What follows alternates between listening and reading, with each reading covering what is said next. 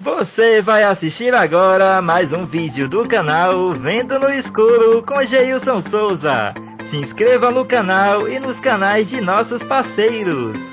Espaço do APK e Programas. Amanda pra você. Se você quer que o nome do seu canal apareça aqui também, deixe nos comentários. Divulgue o meu que eu divulgo o seu. Boa noite a todos, sejam todos bem-vindos. Hoje nós teremos uma live com a professora Lucimeire Carvalho, onde nós vamos falar sobre o desafios da inclusão escolar. A gente vai estar batendo esse papo, tá bom? Vamos ver quem está chegando aqui.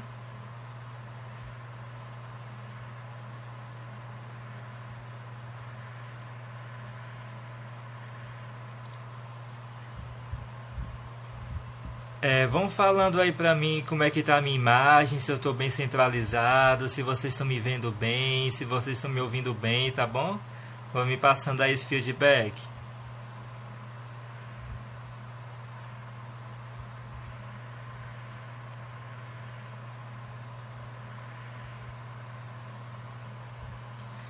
Gente, eu estava afastado aqui das lives por conta da correria do semestre, certo? Depois que ficou o semestre pelo ensino remoto, ficou muito cansativo e muito corrido. Era por isso que eu estava afastado, tá bom?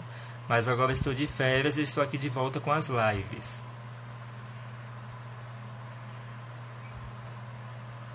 Chegou a Lucimeire, vamos lá.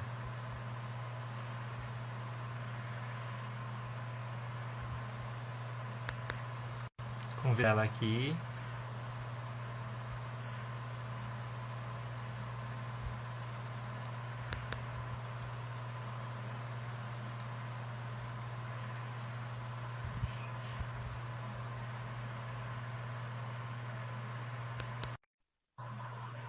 Oi. Boa noite, Geilson. Boa noite, todo mundo. Boa noite, Lucimeire, tudo bom? Tá me ouvindo direitinho, Geilson? Tô ouvindo sim. Pronto. Estamos aqui já. Tudo bem? Tudo bem, como é que tá a minha imagem aí? Tá show de bola. Tá bem centralizado, sim. Viu? Dá para te ver bem direitinho. Pronto. Para começar, eu gostaria que você se descrevesse e se apresentasse para o nosso público. Quem é você, Lucimeire Carvalho? Ok, sou a professora Lucimeire Carvalho, uma mulher branca, de cabelos médios, loiros, porque a gente já tá com mais de 40 anos, eles começam a ficar loiros, né? Aham. E sou baixinha, né? Sorridente, estou aqui falando com vocês. Sou professora do CREAS, certo? Na realidade, eu trabalho no CREAS com atendimento educacional especializado, que é o AEE, né? O CREAS, ele é um centro de referência em educação e atendimento educacional especializado, para quem não conhece, né? E nós trabalhamos lá com 3 pilares. A gente tem o AEE, que é o atendimento educacional especializado à pessoa com deficiência, com autismo e com altas habilidades.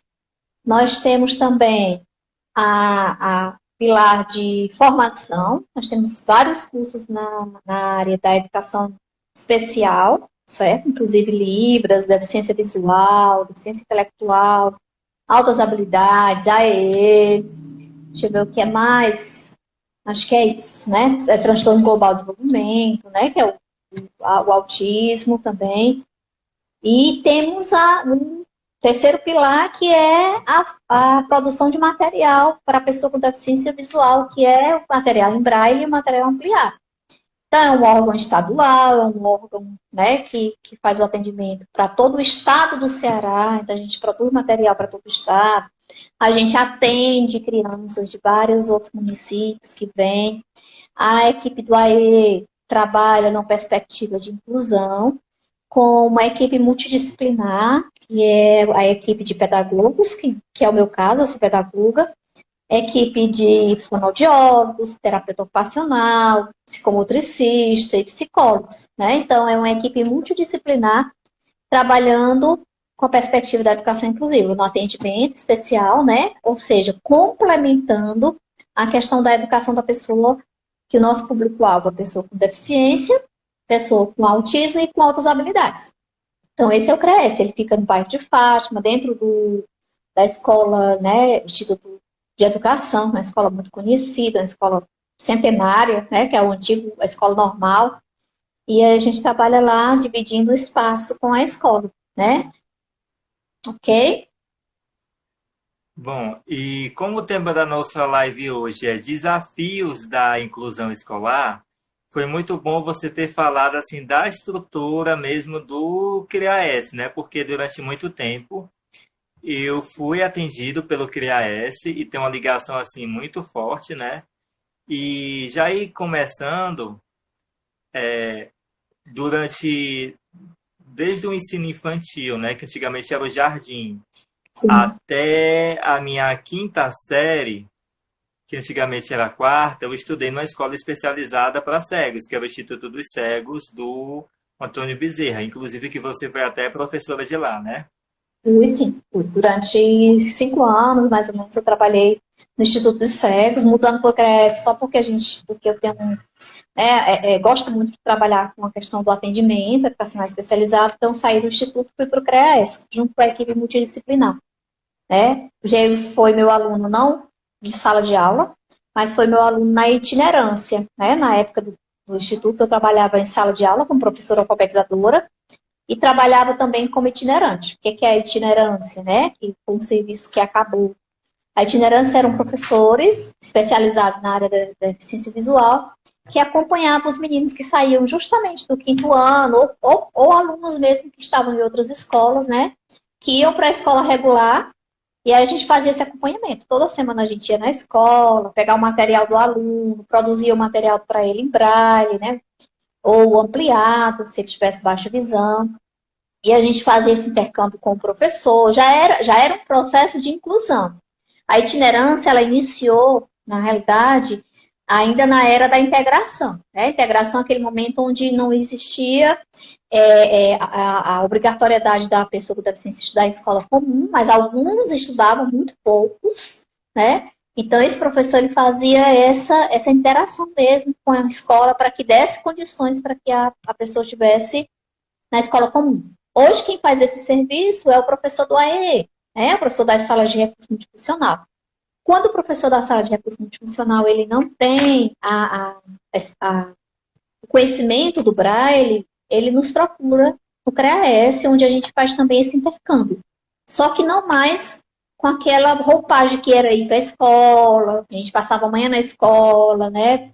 Ouvia os professores, conversava com os professores, pegava o material para transcrever em Braille, pegava o material, né? Por exemplo, o Geus fazia em Braille para a gente poder transcrever em tinta para o professor entender. Então, era um trabalho muito importante já nesse processo do início da inclusão. Né?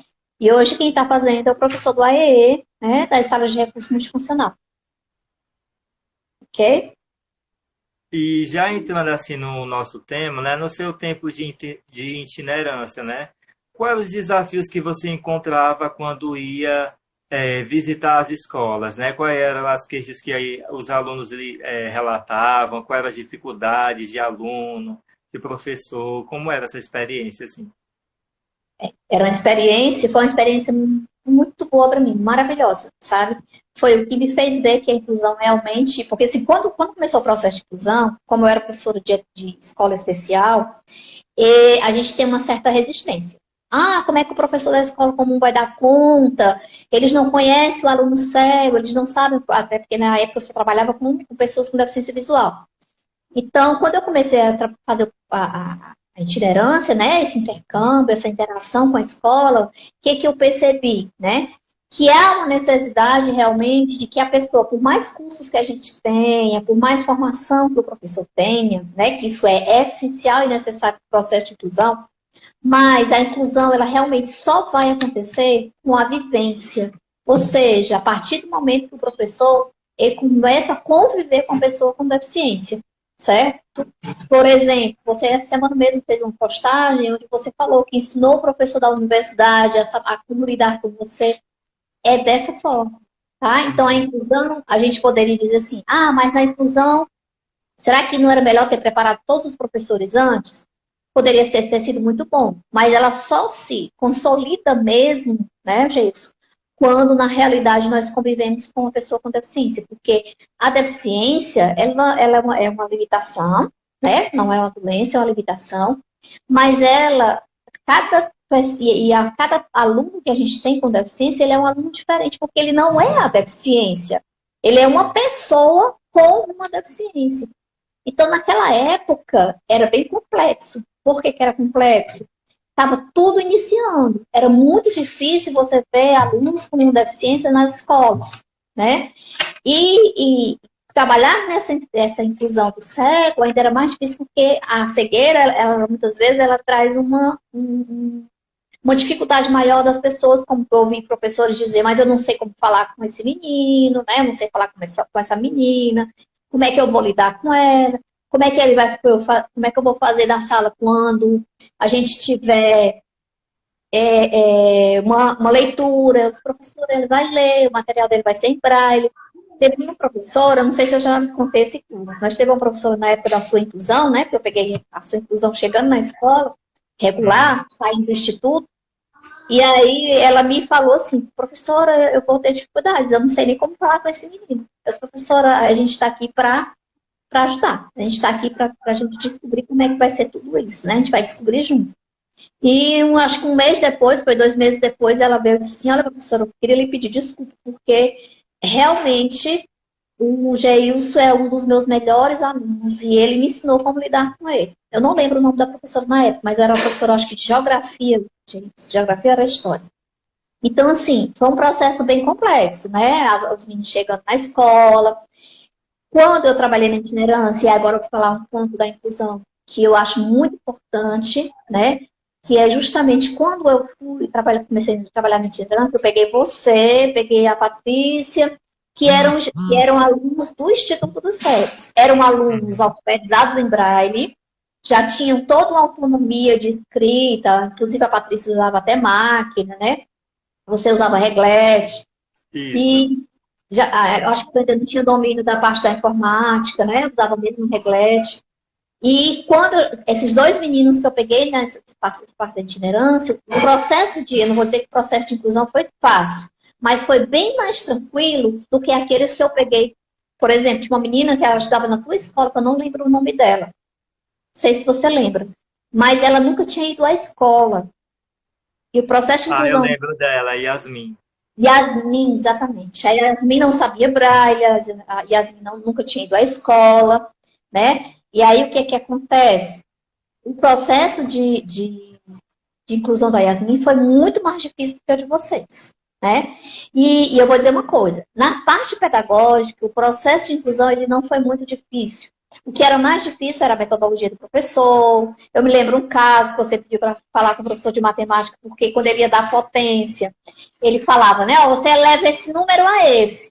E para vocês não tinha significado. Não sei se tu lembra dessa história. Eu lembro. Ave Maria, era uma discussão em sala de aula, toda a aula dele. Tinha uma hora que eu falava, olha, eu vou sair daqui porque não dá, não está servindo para nada isso para mim, não. Ele, mas, meu filho, eu não sei falar da linguagem que é para falar para você, eu não sei. Aí, quem me ajudava nessa hora é minhas amigas de sala de aula, né? Que teve até uma amiga minha que ela pegou uns palitos, e aí ela colou no papel e levou para a sala e me mostrou. Foi aí que eu consegui compreender essa questão de potência, essa questão de radical com radicando, foi que eu tive assim, uma melhor compreensão. Pois, olha aí a riqueza nesse processo de inclusão, tá? A professora não sabia, o professor não sabia. Mas uma colega tinha a sensibilidade, que aí é outro ponto que a gente tem que conversar. Para o processo de inclusão é necessário a sensibilidade, certo? Das pessoas. Por quê? Porque é um processo novo, é um processo que realmente muitas pessoas não têm conhecimento, mas a partir do momento que eu não conheço, mas eu digo assim, como é que eu posso fazer? Geilson, como é que eu digo para você? Como é que você quer que eu fale? E eu vou aprendendo contigo, tu vai aprendendo comigo, e o processo de inclusão vai acontecendo, entendeu? Então, essa aluna que ela fez essa adaptação perfeita, né? Legal, muito legal. Ela já foi uma pessoa que teve sensibilidade. O conhecimento dela talvez fosse muito pouco nessa área, mas ela se abriu a isso. Porque, assim, não existe inclusão, Geilson, sem acessibilidade, certo? Eu sei que você é um militante nessa área da questão da acessibilidade. Então, falar de inclusão e não falar de acessibilidade, a gente não está falando de inclusão. Porque o que dá condições de uma pessoa com deficiência a estar incluído é ele ter acessibilidade, certo? Vou dar um exemplo aqui na questão da cegueira, tá? Vamos dizer que eu estou numa sala de aula com todas as pessoas videntes e ninguém sabe braille. E aí a gente é convidado a ir a uma biblioteca. Ao chegar na biblioteca, todos os livros são em braille. Lá na biblioteca pública, viu, gente? Tem um setor braille lá. Quem quiser conhecer, eles ainda não estão com visitação. Mas o Marcos me falou que a partir do dia 23 vai retornar. E estão com aceito muito bom. Então, assim, o que acontece? Se a gente vai lá, a gente é vidente, não sabe braille, eu não sou uma pessoa com deficiência, mas eu não vou conseguir ler. Então, isso é uma limitação, não é? Então, o que faz com que um cego, ele muitas vezes fique fora do processo pedagógico dentro da sala de aula, é não ter a acessibilidade. Por exemplo, se o Geilson, ele vai, você contou uma história, né? Você fala até da sua postagem dessa semana, daquela história do professor, que você fez o trabalho em braille. Então, assim, o professor, ele teve uma sensibilidade quando ele percebeu. É preciso essa vivência, essa convivência com pessoas com deficiência para que a inclusão ela realmente aconteça. Eu creio que daqui a 50 anos, sei lá, essa nova geração que convive com pessoas com deficiência, vai chegar um certo tempo que a pessoa com deficiência chega na escola e as pessoas não vão se admirar mais de que, ai, ele lê, ai, ele sabe ir no banheiro sozinho, não acredito, né? Todas essas historinhas que eu tenho certeza que você já ouviu gritando com isso. Assim, algo assim que eu queria destacar é porque, veja só, né? Exatamente quando quando eu saí do Instituto dos Cegos e fui para a escola comum, foi em 2008, e foi exatamente nesse ano que estava começando todo esse trabalho, né? Isso. Ou seja, eu entrei no comecinho. Tanto que quando eu cheguei na escola, eu confesso para vocês que eu me senti um ET, porque era assim, se a professora fazia uma pergunta e eu respondia corretamente, nossa turma, nossa, todo mundo, ele sabe. Uhum. E quando eu mudei de escola, né, em 2012, que é a escola que eu estudava, na época que você foi minha professora itinerante, era a escola da prefeitura, que na época ia até o 9º ano, né? E quando eu fui para uma escola do estado, que você foi lá também, né, dar uma palestra e tudo, eu já percebi que as pessoas elas já não tinham assim tanta dificuldade assim de lidar como foi quando foi lá em 2008, né? Em 2012 já teve assim, eu já percebi assim uma mudança, né? É claro que logo quando eu cheguei no começo, todo mundo ficou assustado, mas depois que você passou todo o conhecimento, né? Deu as informações, pronto. É como se a deficiência tivesse sumido. Então eu participava de tudo, eu era membro do conselho da escola, quando tinha trabalho para apresentar na frente eu ia. Então eu estava sempre envolvido com tudo lá. E faz parte da sua característica, né? De ser esse líder, de ser essa pessoa que está à frente, né? E é necessário, no processo de inclusão, é necessário que o deficiente, ele seja esse protagonista. Você é uma pessoa protagonista. Você faz a sua história, você está sempre na frente da sua história, você está sempre buscando, né, mostrar que você é capaz. E uma coisa muito interessante que eu estava vendo essa semana, aquela história do Paulo Vitor, né, do aluno Gabriel. O Gabriel é uma pessoa que tem paralisia cerebral, muitas dificuldades motoras, não fala. E o Gabriel agora passou para a engenharia da computação. E eu disse, né, na minha postagem que justamente o Gabriel, acho que ele nunca estudou em escola especial, gente. Se eu não me engano, ele nunca estudou. Eu sei que esses últimos anos ele estudava numa escola particular, né? E o Gabriel mostrou que ele é capaz sim, assim como o Lucas, que é meu aluno cadeirante também, né? Eu acho que da sala de aula dele, do ensino médio, só ele passou na universidade. E muitos outros meninos que vêm chegando à universidade hoje com uma deficiência. Que há 12 anos atrás, antes de 2008, muitas pessoas que a gente trabalhava dela no Instituto de Educação, o Instituto SEX, por exemplo, os meninos ficavam apenas no ensino fundamental. Nem o médio eles se atreviam a ir, porque eram muitas barreiras. Né? E essas barreiras, graças a Deus, elas estão sendo quebradas. É com o trabalho do educador especial? Mas é muito mais com vocês que estão protagonizando realmente esse processo educacional. chegando e mostrando, olha, eu posso, eu consigo. Eu só preciso de uma coisa para que isso aconteça. Eu preciso de acessibilidade. Então, vamos lá. Como é que essa acessibilidade acontece? Pergunta aos meninos, né? Você, professor, que está lá com um aluno com deficiência, não é erro você chegar e dizer assim, Geils, como é que você quer que eu passe material? Meu material é o seguinte, são textos, é isso e isso. Como é que você quer que eu te dê? Como é que eu faço? Né? Isso não é vergonha para ninguém. Na realidade, isso é construção. E aí o teu conhecimento ele vai aumentando. E o conhecimento ele liberta. O conhecimento ele vai libertar dos preconceitos. O conhecimento ele vai libertar da ignorância, né? Dessa questão do capacitismo, essa discriminação tão grande que se há com as pessoas com deficiência, né? Às vezes a pessoa é deficiente porque não tem um braço e ele já é visto pela sociedade como uma pessoa incapaz. Né? Quando ele tem o outro, quando ele tem, por exemplo, Gabriel, que não mexe, né? Não consegue ver, vai fazer ciência da computação, o Gabriel ele vai fazer através de uma acessibilidade, onde tem um sensorzinho que ele mexe no computador através do olho. Né? Ou seja, existe uma acessibilidade. Existindo a acessibilidade, existe inclusão. E a grande dificuldade hoje da acessibilidade, como eu já falei, né, ela é pedagógica, ela é metodológica também, então, mas isso aí é muito mais fácil de quebrar. Uma das maiores dificuldades que eu percebo hoje ainda é atitudinal. Com certeza. Certo? É atitudinal, é você se fechar. Chegar histórias pra gente, chegam histórias tristes, de pessoas que chegaram na direção e disseram, ou aquele menino, eu não vou ficar na sala com a pessoa doente, né? Uma pessoa deficiente, não vou ficar. Quando a gente sabe que não é uma doença. Então, assim, é uma grande luta, é um processo. Infelizmente, a gente tem essa questão aí da nova política, onde tem um ponto que eu não concordo, que é o ponto da questão do retorno das escolas especiais. Né? A gente sabe que realmente existem crianças com deficiência muito severas que não conseguem se adaptar direito à escola regular. Mas se a gente fizer esse retrocesso, gente, vai ser um retrocesso de muitas conquistas, como, por exemplo, a matrícula obrigatória. As escolas vão começar a fazer o quê? Dizer, não, a gente não está preparado, mas tem uma escola especial ali que é maravilhosa para o seu filho, né? E aí vem um retrocesso total. Certo? Eu não estou dizendo que as escolas especiais têm papel fundamental. Tem. Por exemplo, o Instituto dos Cegos e o Instituto dos Surdos, eles ainda são essenciais.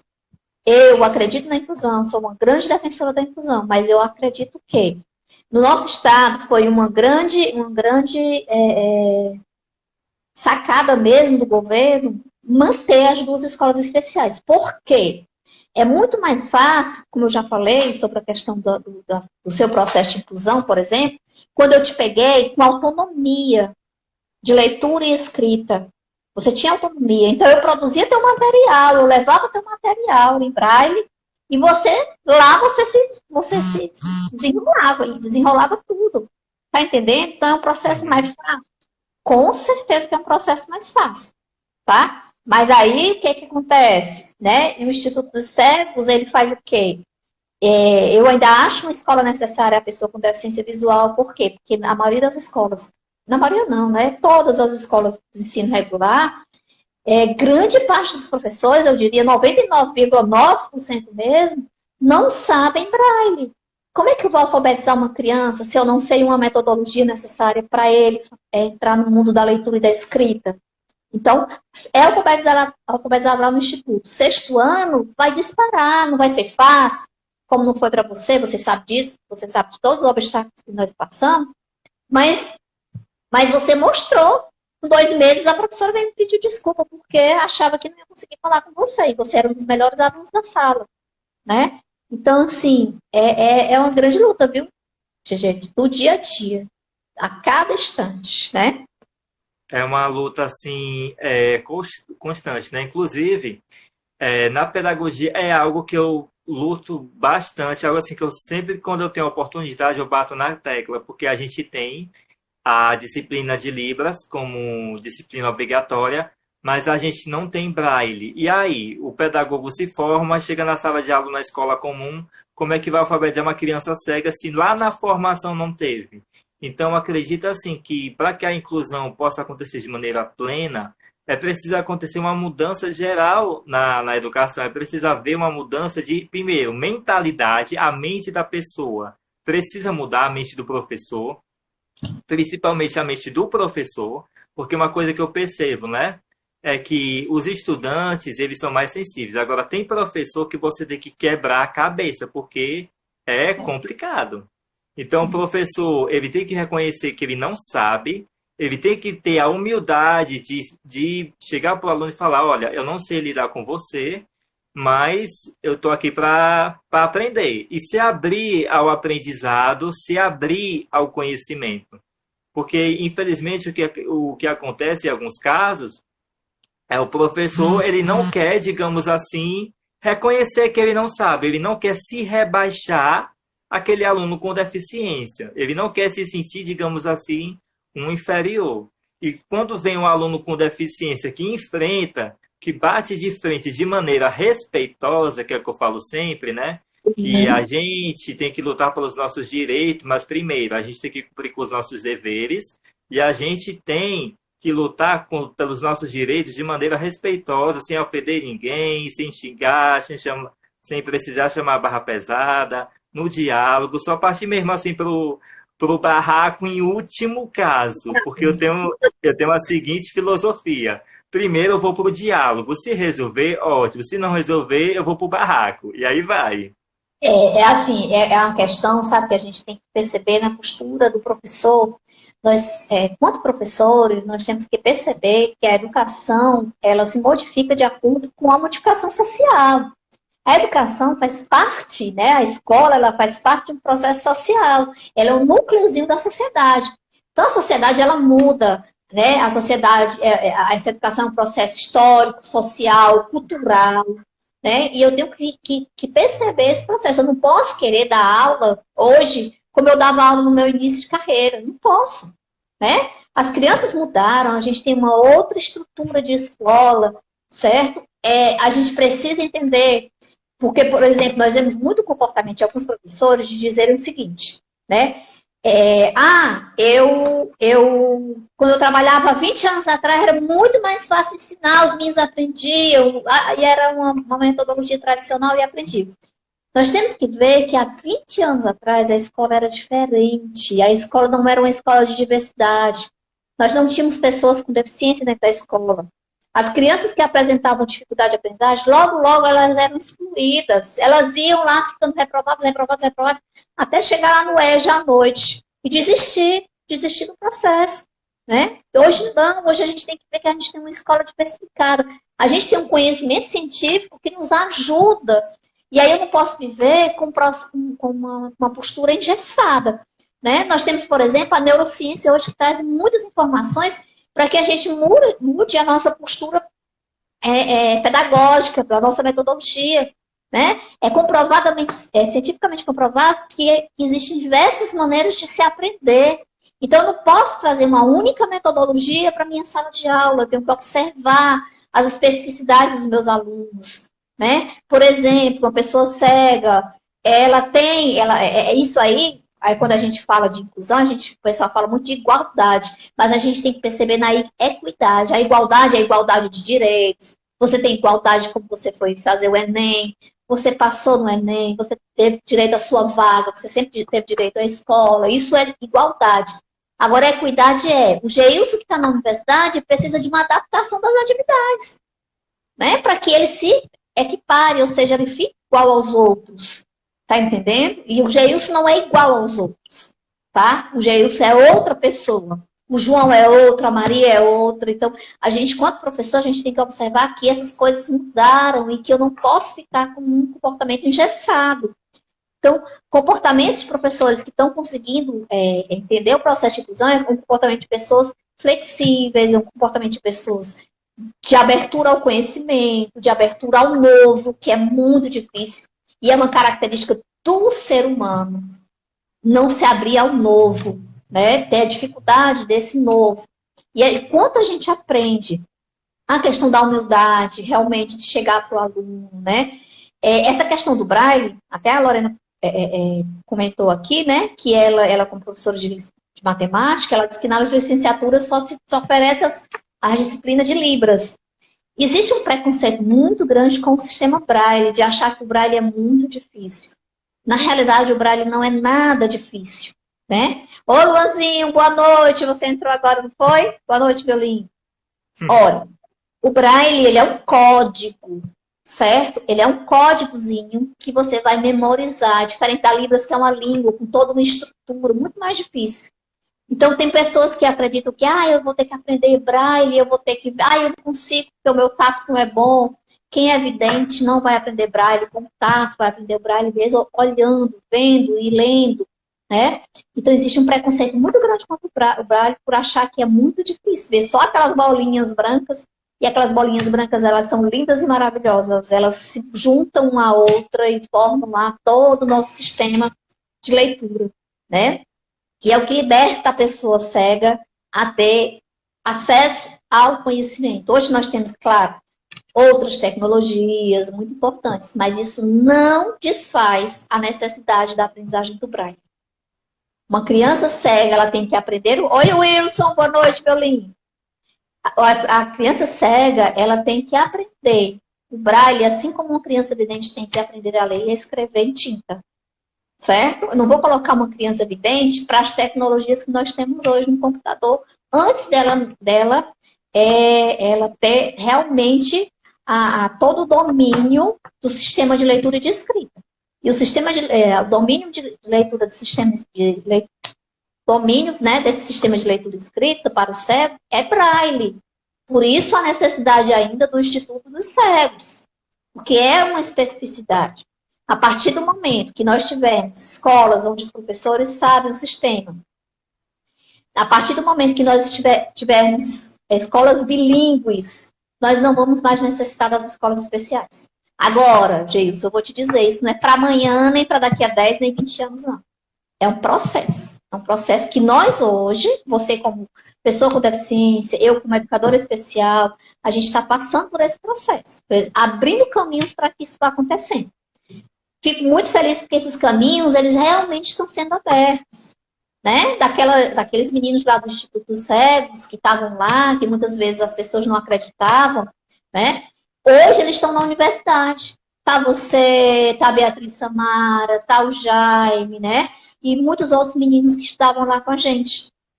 O Francisco, que é de Aracati, vários outros meninos, né? Que a gente vai perdendo também até o contato, né? Saudade também de...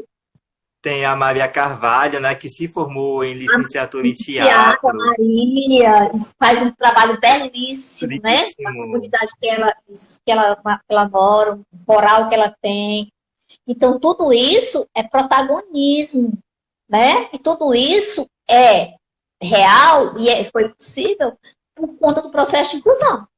Tu já pensou se vocês tivessem saído lá do Instituto dos Cegos, aí, por exemplo, ir lá para o Bezerra, ficava até o 9º ano. E aí, depois, o que ia acontecer? Né? Parei por aí porque não tem mais como eu estudar.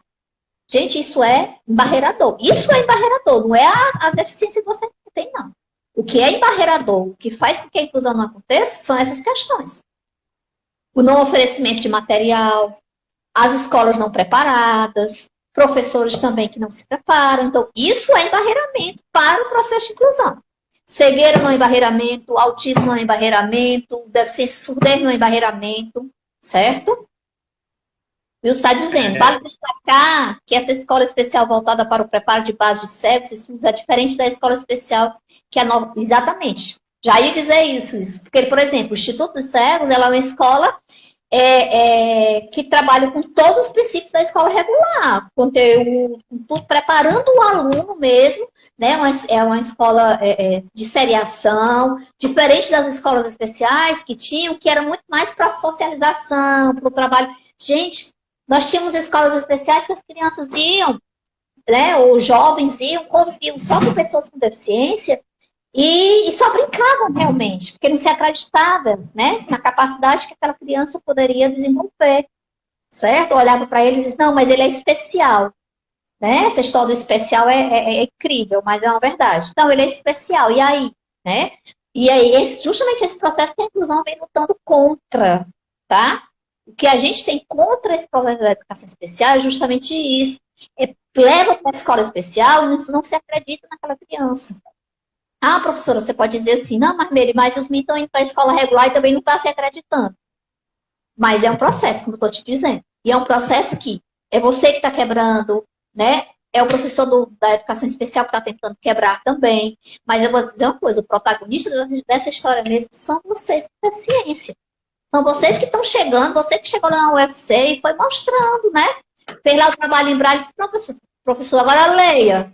Né? E aí ele percebeu, poxa vida, nesse momento eu estou sendo uma pessoa ineficiente.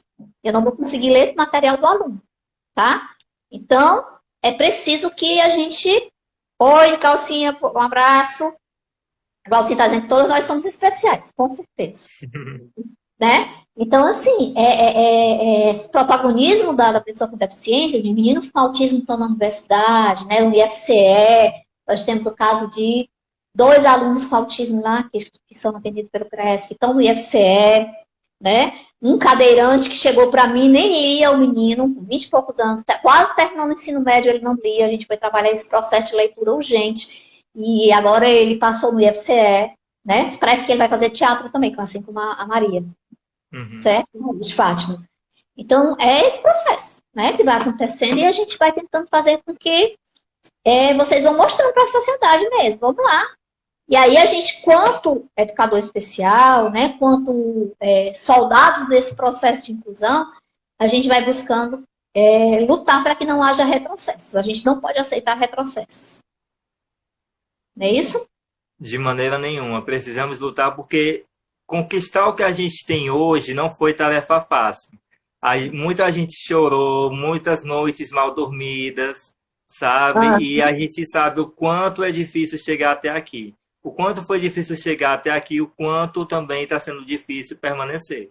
Porque quando a gente pensa que está tudo caminhando, vem um decreto desse para fazer a gente desanimar, mas a gente deve lutar contra e seguir em frente. E eu queria só abrir um parêntese aqui. Gente, quem quiser ver essa história do resumo em braille, tá lá no meu canal do YouTube, tá bom? Vendo no Escuro com Geilson Souza. O link do canal tá aqui na bio do Instagram, o título do vídeo é o dia que eu entreguei um trabalho em braille para o professor. E tem também uma entrevista que eu fiz com o professor na íntegra. Antes e depois do resumo em braille com a palavra professor Wagner Andriola. Gente, o depoimento dele, assim, é marcante, sabe? Assim, ele mudou da água para o vinho. É um professor que eu tenho um carinho muito grande e desperta até ciúme nos outros professores. Tem uma professora aqui perguntando, Fátima, né? Que ela é professora do IFCE e está precisando imprimir o material em braille para uma aluna, perguntando se o CREAS imprime. Na realidade, a obrigatoriedade do CREAS é com a educação básica mesmo, até o ensino médio. Mas você pode entrar em contato com o coordenador, ele é uma pessoa muito acessível, certo? Pode ter certeza que ele é muito acessível. E se houver condições, tá? Eu te aconselho a procurar, tá? O Elielder. Você procura por ele. A coordenadora da produção também é uma pessoa maravilhosa, que é a professora Juraci, muito acessível, luta, guerreira pelo processo também de inclusão. Né? A Juraci também está à frente da produção Braille, fazendo um trabalho belíssimo, certo? Pois é, essa questão das dificuldades, né, que se passa e das necessidades que tem que haver com esse processo de inclusão, ela vai muito pela questão da dificuldade que a sociedade ainda tem de entender o que é a deficiência. Exatamente. Né? E uma coisa muito importante, o processo de inclusão, que eu sempre falo para as mães, quanto mãe, eu preciso acreditar que o meu filho pode ser capaz, sim. Ah, mas eu tenho uma criança com autismo severo, muito severo. Se essa criança passa pelo atendimento, né, pela estimulação precoce, chega lá até o atendimento educacional especializado e ela consegue, né, nesse processo, aprender a viver em sociedade, nós temos crianças com autismo que o grande desenvolvimento é aprender a sentar, aprender a comer, aprender a ter o mínimo de autonomia possível, isso é muito importante, né? Isso é muito importante. A vida acadêmica, a vida escolar, ela é necessária, mas a gente sabe que tem crianças com deficiência que elas não vão como é que eu vou dizer? Elas não vão muito além desse processo, mas a estimulação precoce, o atendimento educacional especializado, ele é necessário para que possa dar um suporte ao processo de desenvolvimento dessa criança, né? Então, a gente tem que entender o que é inclusão na realidade, tá? O que é inclusão? Um movimento, né, mundial que vem buscar a questão da participação da pessoa com deficiência na sociedade. Uma participação ativa, uma participação, né, dentro de um processo acadêmico ou não, mas uma participação ativa. Dar condições de autonomia a esse ser, né? Porque a gente sabe que quando a criança tem uma deficiência severa e ela não é trabalhada, ela não tem os estímulos necessários, comparando mal aqui, mas vocês me perdoem que eu não consigo fazer outra comparação, elas vão ver como bichinhos, certo? Como bichinhos, apenas com instintos. E é necessário que essa criança tenha uma dignidade de vida, que ela participe dessa sociedade que ela está inserida, de acordo com a limitação dela, de acordo com as habilidades que ela tem, mas é preciso acreditar. Deixar de fazer o que a gente fazia antigamente, de trancar as pessoas com deficiência em casa, né? De não mostrar para a sociedade que aquela criança existe. Não, mas eu tenho um menino com autismo, eu não saio com ele, porque ele dá muito trabalho quando sai. Ele chora, ele grita, ele vai chorar, ele vai gritar um dia, 2 dias, 3 dias, mas depois ele vai conseguir ter uma tolerância a ambientes diferentes, né? Para isso ele precisa de estímulos, ele precisa também de amparo mesmo, de estímulos e de trabalho mesmo de estimulação realmente, na realidade, né? Para que faça com que ele consiga ter, né, esse comportamento social, né?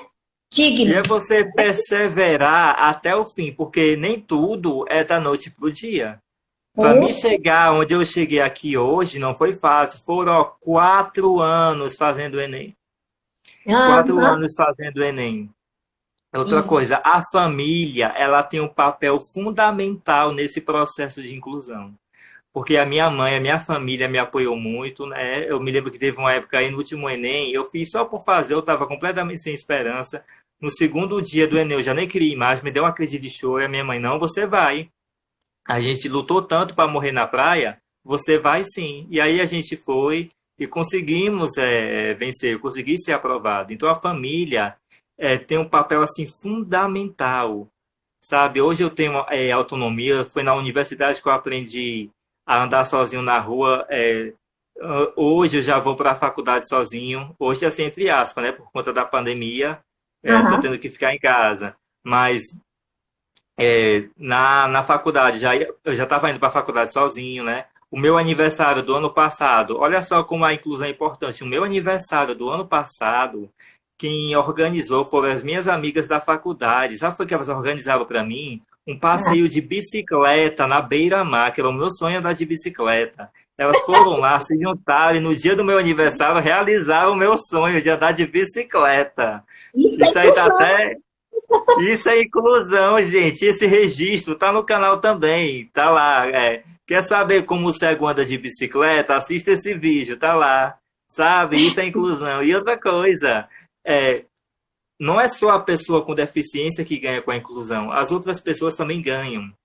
Não foi uma, nem duas, mas muitas pessoas chegaram para mim e falaram, olha, antes de eu te conhecer eu era assim, depois que eu passei a te conhecer eu passei a ser mais sensível, eu passei a ter uma visão de mundo diferente, sabe? A gente também faz a diferença na vida das pessoas. A inclusão, ela faz bem para todos. Se ela for bem feita com acessibilidade, ela faz bem para todos. Porque inclusão sem acessibilidade não existe. Inclusão sem acessibilidade é integração. O fato de uma pessoa com deficiência estar na sala de aula junto com os outros não significa que ela esteja incluída. Ela vai estar incluída se ela estiver fazendo as mesmas atividades, participando ativamente igual os outros alunos, claro, com as adaptações necessárias. E assim, você falando da sua mãe, para quem não a conhece, é uma grande guerreira. Uma grande guerreira mesmo, que sempre acreditou. E é o que eu sempre digo para as mães, né? Vamos acreditar nos nossos filhos. Ah, professora, eu não sei, será que ele vai se formar um dia? Eu não sei se ele vai se formar um dia, eu não posso dizer isso. Não posso dizer se seu filho vai ser alfabetizado ou não, mas a gente tem que dar condições para que esse processo vá acontecendo. É ele que vai nos dizendo a cada dia. E a sua mãe foi sempre guerreira nesse processo, sempre foi aquela amiga da escola, sempre foi aquela pessoa que estava do seu lado, né? Que não fez, não lhe, fez, lhe ajudou a não desistir dos seus sonhos, né? E você escolheu uma faculdade que para mim é linda, né? Porque eu sou assim, apaixonada pela pedagogia, apaixonada mesmo pelo que eu faço. Eu sempre digo, eu agradeço a Deus por muitas coisas que aconteceram na minha vida e duas paixões que eu tenho muito grandes, né? Eu consegui duas coisas que para mim eram dois sonhos, que é ser pedagoga, ser professora, né? E ser mãe. Para mim são dois sentimentos, duas missões que a gente traz, né? Nesse processo de crescimento, de desenvolvimento humano. Foram duas coisas que me fizeram crescer muito na vida. É ser professora e ser mãe. Eu me eduquei muito com isso, eu aprendi muito com isso. Porque enquanto a gente tiver o comportamento de achar que a gente é professor, você é repassador de conhecimento, você, na realidade, media um processo, que esse conhecimento acontece entre professor e aluno. E eu aprendi muito, aprendi com vocês, eu aprendi, né, na escola regular, passei 10 anos na escola regular, hoje já tenho 15 anos de educação especial, na escola, no atendimento educacional especializado. E para mim foi um grande presente de Deus mesmo, sabe? Ele me conduziu a entrar nessa história aí. Ele sabia que eu ia ser feliz dentro desse processo. Né? Então, mãezinhas que estejam me escutando, ou professores da área, quem trabalha com as mães dos meninos, saibam, né, que vocês são fundamentais dentro desse processo, certo? O Gabriel que passou agora, ele tem uma mãe também extremamente guerreira, que nunca disse que o Gabriel não seria capaz, né? Tem alguma pergunta aí para nós? A Gracinha está dizendo assim, mas mesmo se falando muito de inclusão, ainda temos escolas que excluem os alunos. Gracinha, é um processo, certo? É um processo que vai estar... É um trabalho a ser feito. Está sendo feito, Gracinha, certo? Agora, a gente quanto professor, tem que se posicionar também dentro desse processo. Né? Mostrar para a gestão que isso é necessário, mostrar para os pais que as crianças são capazes, né? E a gente vai. A Cláudia está dizendo que incluir é respeitar o ser humano como ele é. A Will está dizendo que escolas excluem, sociedade exclui, família também exclui. Por isso, todos nós e todos os segmentos são responsáveis pela inclusão e sentimento de pertencimento. Verdade. Com certeza. Todos nós. Isso aí é verdade. E quando ela falou nessa questão de família exclui, graças a Deus a minha família é bem inclusiva, né? Minha mãe me trata assim com muita naturalidade. É tanto que às vezes eu tomo um copo d'água, aí eu tô sentado na cama, ela tá ali, eu falo, mãe, deixa ali na mesa. Não, vai você, pega tu. Você tá muito acomodado com o meu gosto, vai. Então, assim, ela não me dá tudo na boquinha, como se eu fosse um incapaz. Não, ela manda logo, vai. Use as suas mãozinhas, você é cego só dos olhos, você não é cego das mãos, não. Vá passando a mão, vá procurando aí, pegue na faca aí, corte o pão aí. Então, assim, a minha família é bem inclusiva. Né? A inclusão, ela tem que estar em todos os segmentos. Com certeza. Geils, tem uma pessoa aqui perguntando quais as suas dificuldades na faculdade. Olha, no presente momento, as minhas dificuldades, né, tá sendo com o ensino remoto, mas não é nem por conta da falta de acessibilidade em si, porque a acessibilidade está tendo muito, né? Mas a dificuldade que eu estou tendo é em relação às crises de pânico, de ansiedade que eu tenho, né? E uma dificuldade que eu também tenho, aí é mais da questão da acessibilidade digital, é a questão do SIGA, né? Que é um sistema de atividades acadêmicas que você tem que fazer matrícula, que você tem que fazer todo o seu processo da universidade está lá. E esse sistema, infelizmente, ele não é acessível, né? Outra dificuldade que eu tenho também é em relação à barreira arquitetônica, porque lá não tem piso tátil. Então, vejam só, o ônibus que eu pego, ele para bem de frente à faculdade. Só que quando eu desço, eu preciso da ajuda de alguém para atravessar, porque não tem sinal sonoro. Quando eu entro no campus, né, para mim chegar ali na FACED, que é onde é o curso de pedagogia, eu preciso de ter alguém que me guie até lá, porque não tem piso tátil e é cheio de batente, é árvore no meio, é cheio de obstáculo. Aí depois que eu chego ali na facete, pronto, eu ando tudo. Então essas assim são as minhas dificuldades. Outra dificuldade que eu tenho é quando os professores passam filmes. Porque geralmente esses filmes, na maioria das vezes, eles não têm audiodescrição. E quando é um filme da Netflix, a audiodescrição só é disponibilizada no idioma original do filme. Então, se o filme for em inglês, a audiodescrição é em inglês, não tem para português. E essa dificuldade até que foi diminuída nesse último semestre, né? Nesse terceiro semestre, porque eu contei com o apoio do Pró-Inclusão e sempre quando tinha filme para assistir, tinha uma bolsista para descrever as imagens para mim. Mas nos semestres anteriores, logo quando eu cheguei, foi uma grande dificuldade que eu tive. Uhum. Então, te perguntando aqui se a sua perda de visão foi gradual ou se você já nasceu cego. Eu nasci com baixa visão, vendo apenas pelas laterais até 21 centímetros de distância e eu enxergava melhor à noite. Aí, então, a minha visão já era muito baixa, tanto que eu fui alfabetizado em braille, fui alfabetizado em tinta em braille, mas o que predominou foi o braille, né? Hoje eu escrevo em tinta mesmo só para assinar meu nome. E aí, com o tempo, eu fui perdendo e com 15 anos a perda foi total. O teu é retinopatia, James? Retinose pigmentar. Retinose pigmentar. E aí, Luan, que foi meu aluno, retinose pigmentar é o quê?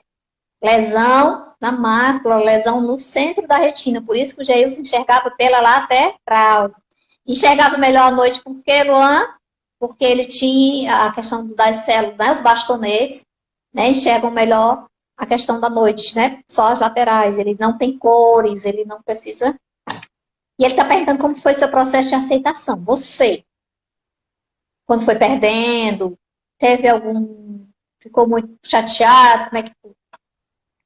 Assim, o meu processo de aceitação, eu acredito que ele foi muito rápido. É tanto que, com 12 anos, eu já me aceitava. Eu passei a me entender como pessoa com deficiência já com 12 anos de idade, né? Então, antes mesmo de eu perder a visão por completo, eu já tive esse processo de aceitação, porque no Instituto dos Cegos, né, minha mãe sempre falava, olha, deficiência todos nós temos limites.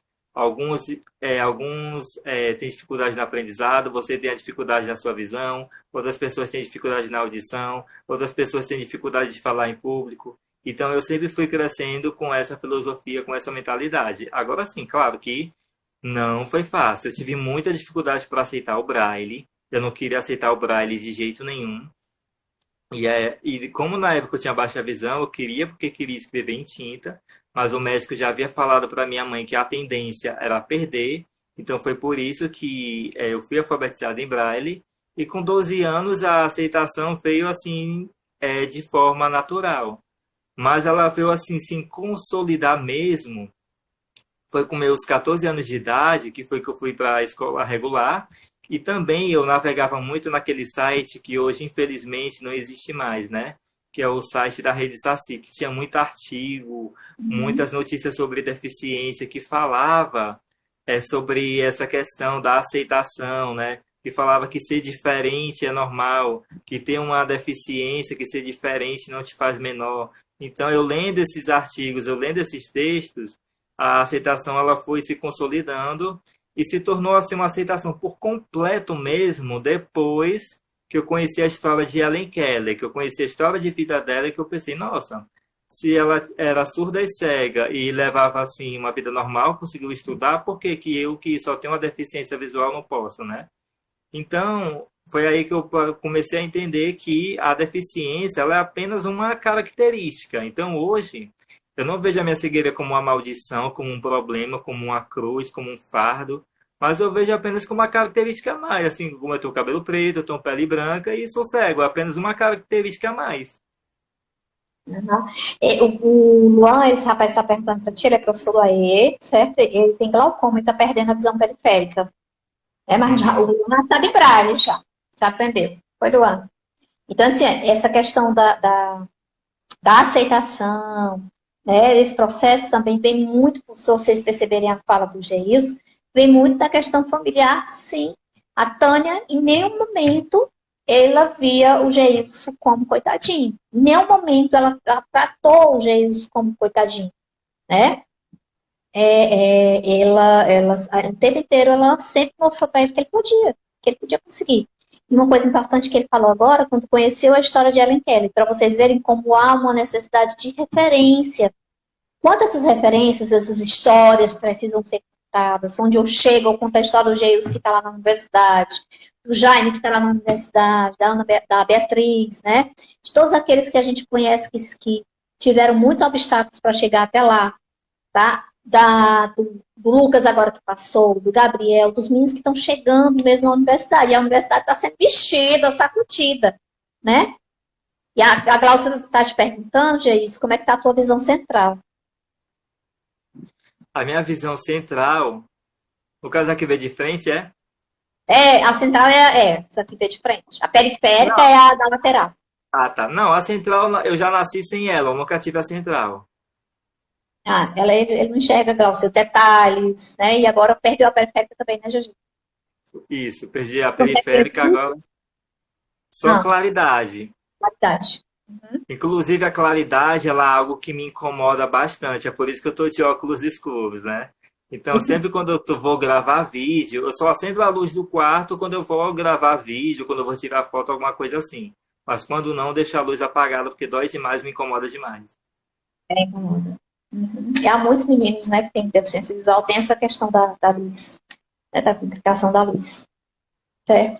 GG, a gente está quase finalizando, a gente tem 5 minutinhos, certo? Mais alguma Mais alguma colocação?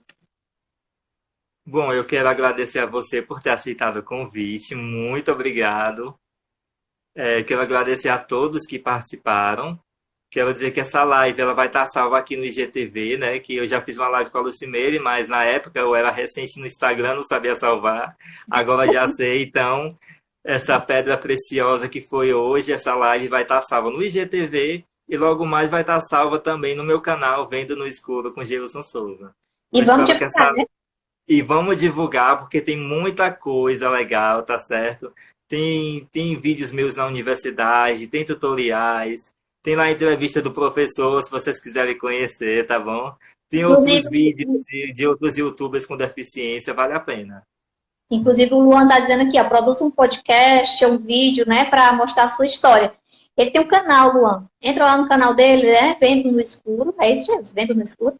Vendo no Escuro com Geilson Souza. Tá na bio do Instagram. Exatamente.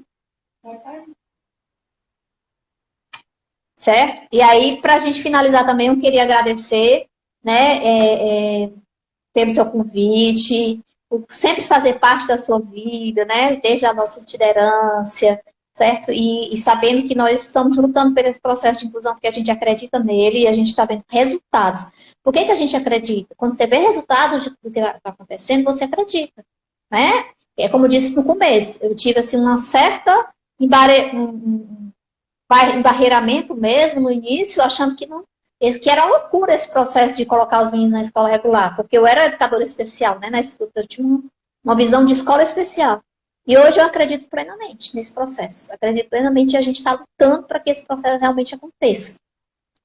Para que a gente esteja aí buscando, para que o Geilson, como ele é protagonista da história dele, ele seja exemplo para outras histórias. Né? Então, vamos divulgar o canal dele, gente. Vamos divulgar a live, né? Porque a inclusão está acontecendo desse jeito mesmo. É passo a passo, né? É mostrando que realmente, a cada dia, a gente vai conseguindo avançar mais um pouquinho. Nós saímos da idade antiga, onde as pessoas com deficiência eram mortas, hoje nós estamos num momento que eles estão lutando pelo lugar deles na sociedade. Né? Junto com a gente que é da educação especial, junto com quem é da educação. Gente, quem é da educação tem o dever de trabalhar por inclusão, certo? Vamos deixar de vermos a inclusão como algo embarreirador. Professora, mas a inclusão é utopia. Não é utopia. A inclusão ainda é difícil. E eu digo para vocês que o mais difícil é a acessibilidade atitudinal. Tá? Não é a acessibilidade metodológica, porque a gente aprende como é que faz. A gente aprende a ser doido. Todo mundo aprende. Todo mundo aprende, pode ter certeza. Então, gente, deixa um beijão para vocês, né? Até a próxima, se Deus quiser.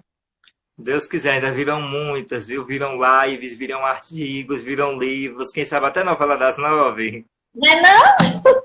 E a gente dá de novela, hein, Xerife? Ora, muito bom. E eu termino dizendo, viva a inclusão. Viva a inclusão. Deus, abração, meu querido, abraço a todos que Um estão aqui. abraço. Viu? A Fátima está dizendo que excelentes depoimentos, força para continuar na luta. Todos nós, viu, Fátima?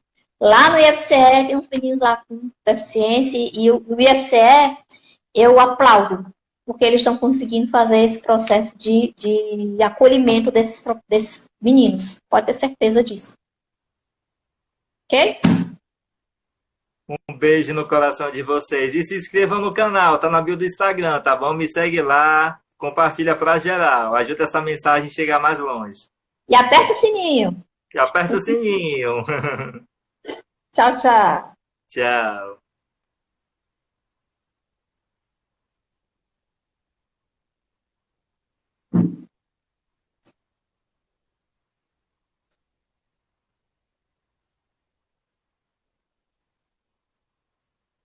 Obrigado, gente. Agora eu vou salvar a live no IGTV.